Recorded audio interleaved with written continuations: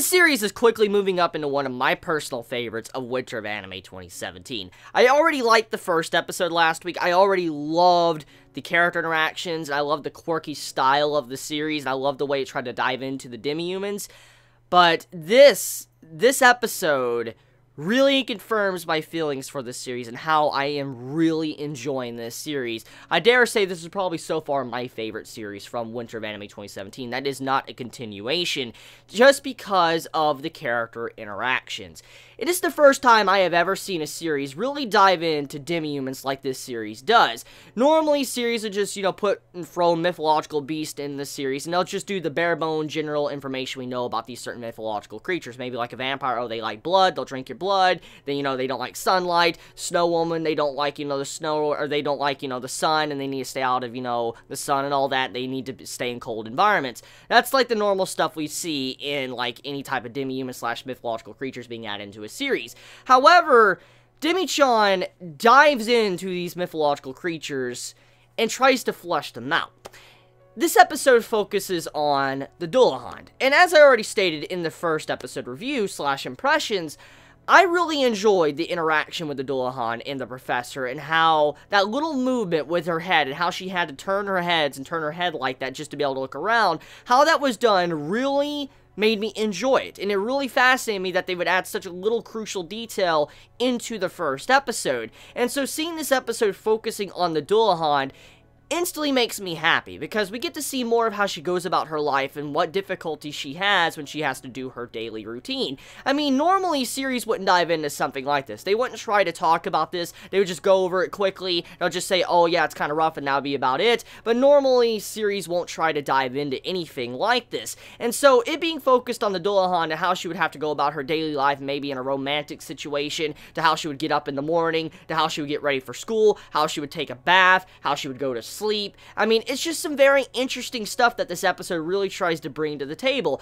And one of the most fascinating things I liked about this episode was especially the scene to when she was eating and all that, and somehow when she was actually having a drink, she needed to go use the bathroom, even though her head was disconnected from her body. And that brings up a very interesting question, like, How does that work? And I mean, judging by how the series went as far as to let us know why she was getting motion sickness while she was being moved around and held, I think that's probably going to be dived into. I mean, if you think about it, what series have you ever heard that is actually going to dive into why a character feels motion sickness because their head's being moved around? And the reason for it is because of how the neck is for a human. When they're moving, they're bobbing up and down, their neck kind of moves for them to where you don't feel motion sickness.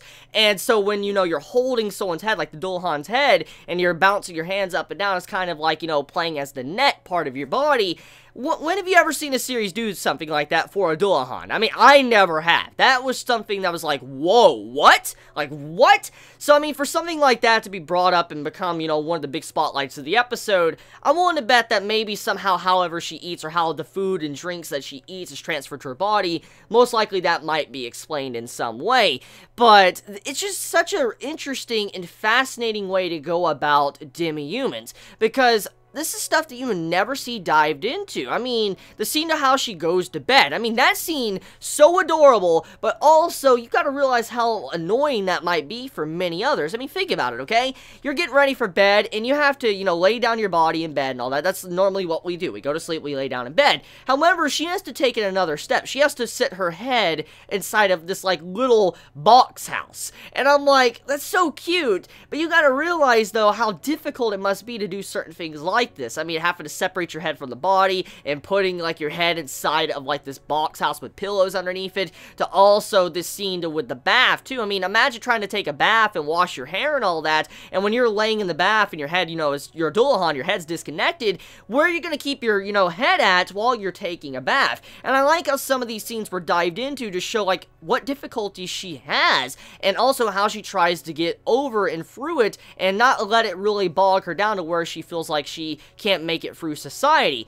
And one of the big things about, this episode too, besides just diving into how difficult her life could be, or how it is, it lets us know how she wants to honestly be accepted for what she is, and she wants people to understand it's fine to talk about what she is. And I like that direction of the series, because normally if you watch a series like this, you have it to where characters don't really ever bring up the big questions. Even honestly useless questions, stuff that really doesn't matter that much, but it just makes the, I guess, the interaction and immersion of the series a little bit better.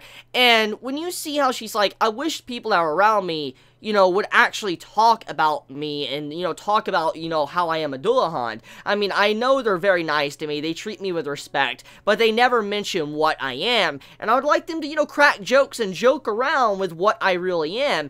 And I feel like this is kind of more of along the lines of a reference or kind of a jab at how other demi-human type series are done. How, you know, they never really dive into these crucial little details that maybe some are very interested and they want to know more about, and that's kind of what this episode tries to do, especially with the Dullahan.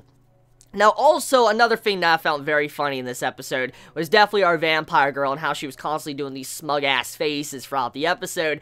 Definitely probably one of the best reaction faces, like the character with a reaction face from Winter of Anime 2017. I love the smug face from our vampire girl and how she constantly was just picking on our poor Dullahan throughout the episode, especially when she was getting jealous. And as, you know, she was, you know, going off her date and she was, like, on a little date with the professor, she fucking pokes her freaking open. I'm like, whoa, what? Like, what? Like, she just pokes her, and she just gets so uncomfortable. That was a very funny moment. I was having a good laugh with that. But also, on top of that, just to see how, like, she needed to go to the bathroom. But on top of that, though, it made it look like everything was normal and natural. But, you know, since her body is disconnected from her head, it brings up a hell of a lot of questions. I mean, especially to the stuff where, like, holy crap, so if she needs to go to the bathroom, she can still go to the bathroom, even though her head isn't, you know, connected at all. And it's just these little details that overall many might not care about, but it just makes the scene so much more enjoyable and appreciate the character because of how different it is and how it tries to show how their life really works.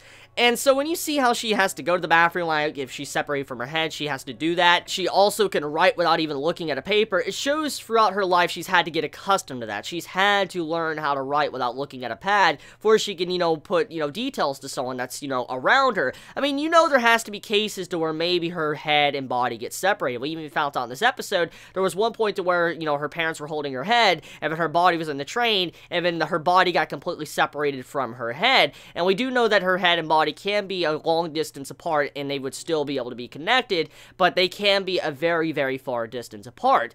And this little detail lets us know that she has had many cases probably throughout her life where she has been separated, and being able to actually write while having someone hold your head somewhere in a different location is very important, because, I mean, what if you're separated from your body and you can't get back to it because you don't know where your body is? You know where your head is because obviously you're there, but you don't know where your body is. Obviously, if you know you can still control your body from that distance, you're going to need to be able to write on a piece of paper. You're going to be able to need to do things, and so you see how much time and, like, practice she has put in to these little things to help out her daily life. So yeah, overall, Demi-chan is definitely a good series. I've enjoyed it so far. It is one of those series that just works. It's enjoyable, has a great amount of comedy personally for me, and great interesting characters. So let me know your honest thoughts in the comments below. How do you feel about the series? Do you enjoy this series? Do you hate this series? Please let me know your honest thoughts in the comments below, and I love you all so much. Please be safe. Chibi out.